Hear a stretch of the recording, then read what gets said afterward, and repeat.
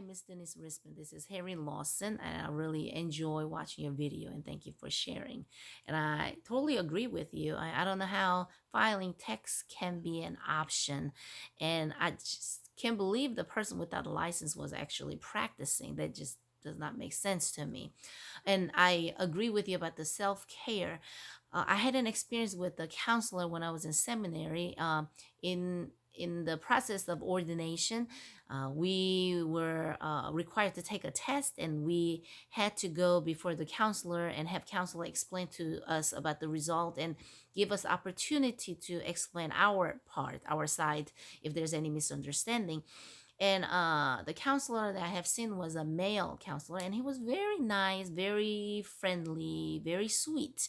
And um and then after that was over, maybe a day after I met him, a day or two after, he sent me a personal email telling me how much he enjoyed meeting me. And then he went on talking about like how much he enjoyed music and how it comforts him. And it I didn't know a lot about code of ethics, but it just did not feel right. I just could not accept it as norm. So I respond to him in a very short, professional, nice, pleasant way, but uh, um, and without being mean.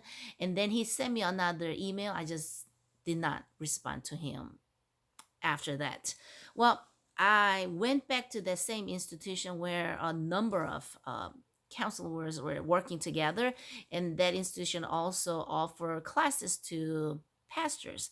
And the one who was in charge of our educational program, I explained to her about that previous counselor and said how the person was keep sending me emails about these personal things, and I just did not respond. After the first one, I did not respond. And when I explained to her about his description, she knew exactly who it was. And she asked me when it was.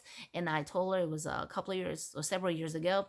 And she said, oh, that's the time that he was going through divorce. So obviously he had a personal trauma in his life, and that caused him to act unprofessionally to I was much younger then, to this young lady.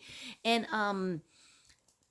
the head of that educational program did not inform me of any of this rights, my right as a client to report such thing. And I was very naive, and I probably wasn't gonna report him because it was done deal in the past and I was over it. But I don't remember her telling me anything about this such rights, and I don't think anything was done to him that he continued to come in. Actually, he was one of the leaders for our classes who came. And obviously he was going through a hard time, and he which guide him lead him to such behavior. And as I experience different things with these professional counselors, I'm learning that not all this code of ethics are being kept surprisingly. And I'm learning that these seems to be must that we just cannot avoid, and we have to. But um they're not all taking place in reality in the professional life of counselor. So that's kind of disappointing. But I agree with you, the self-care is very, very important. And in United Methodist, the pastors are required to take 4 weeks of throughout the week.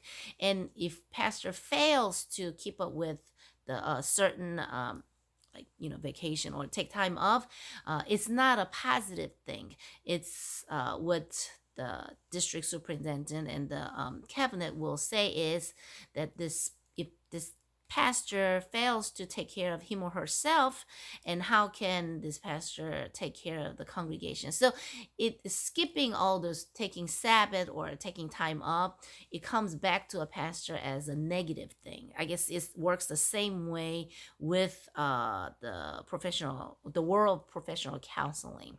So I'm learning the importance of self-care. And like you said, with God's grace and mercy, I'm here, and I take it as a part of ministry, important ministry, to take care of myself so I can take care of God's people. But thank you so much for sharing. You have a blessed day. Bye.